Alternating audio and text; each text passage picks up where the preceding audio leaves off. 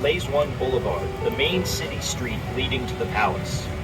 On April 30th, 1975, units of the People's Army of Vietnam attacked the palace.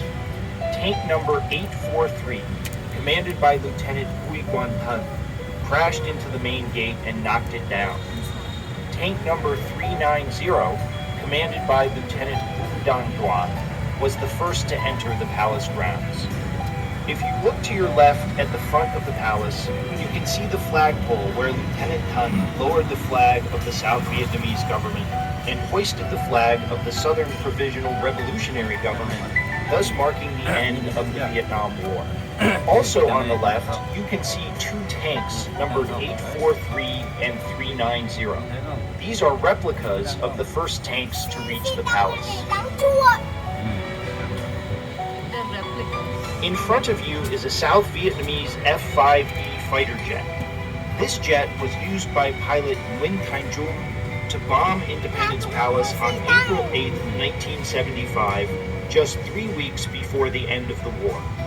If you look to your right, you will see a small octagon-shaped structure that dates back to the French colonial period. At that time, the building that stood on this site was known as Norodom Palace.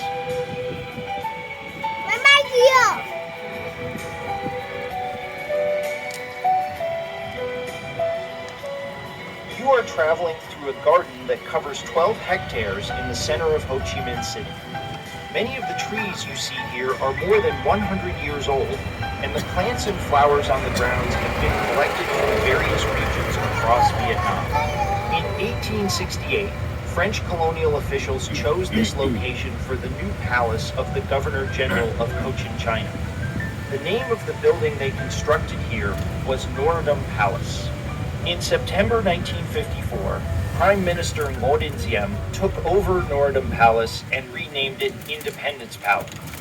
In 1962, the original palace building was bombed and severely damaged during a failed assassination attempt against Diem. The palace that you see today was built as a replacement. The new palace was designed by the Vietnamese architect Ngo Viet Thu and completed in 1966. On your right side are tennis courts, which were used prior to 1975 by the President of the Republic of Vietnam and by other high-ranking officials in the South Vietnamese government.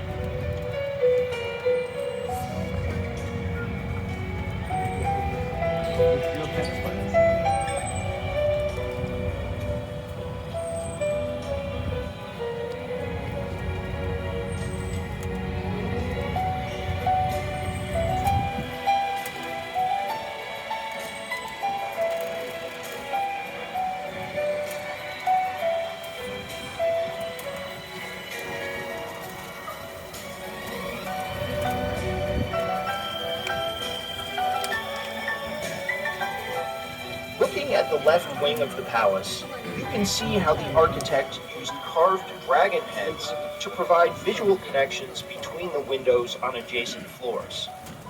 Note also the use of a bamboo-shaped facade along the second floor of the building, designed to allow light and air to pass through to the second floor hallway.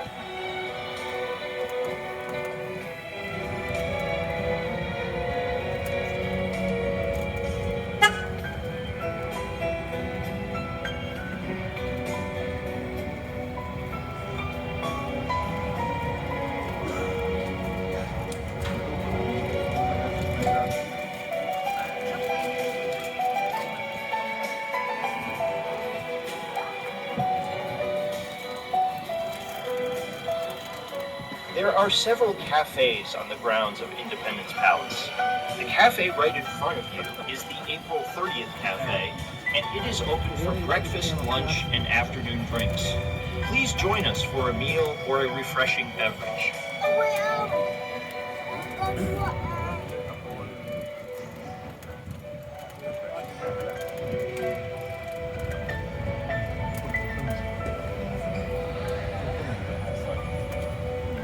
On your right is the official guest house of Independence Palace.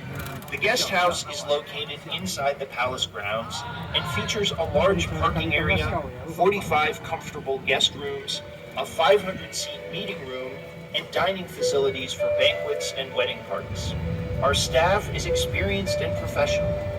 Prior to 1975, this building served as the headquarters of the Special Presidential Palace Defense Battalion.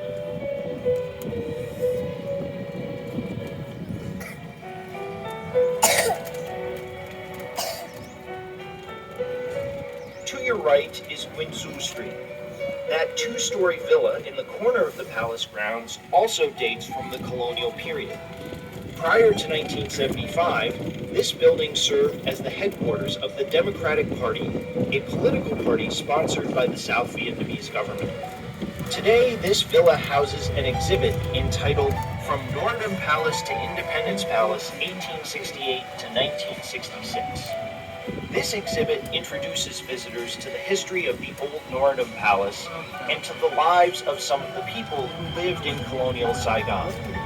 Visitors will also learn about the rise and fall of the Ngo Dinh Diem regime, which ruled South Vietnam from 1954 to 1963, as well as the construction of the new Independence Palace during the 1960s. Through the use of digital media, including video projectors, audio recordings, and interactive touchscreens, this exhibit enables visitors to explore the aspects of the history of the palace that they find most interesting and exciting.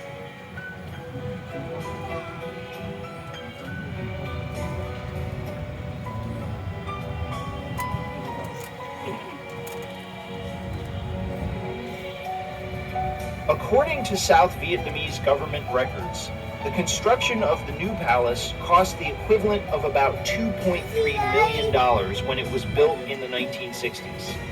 At that time, $1 was worth about 120 South Vietnamese dong. It was by far the largest and most expensive building in Saigon at that time. Ladies and gentlemen, this concludes our tour of the Independence Palace grounds. We invite you now to begin your tour of the interior of the palace by entering through the front door. Thank you for visiting. We hope you enjoy your visit to Independence Palace.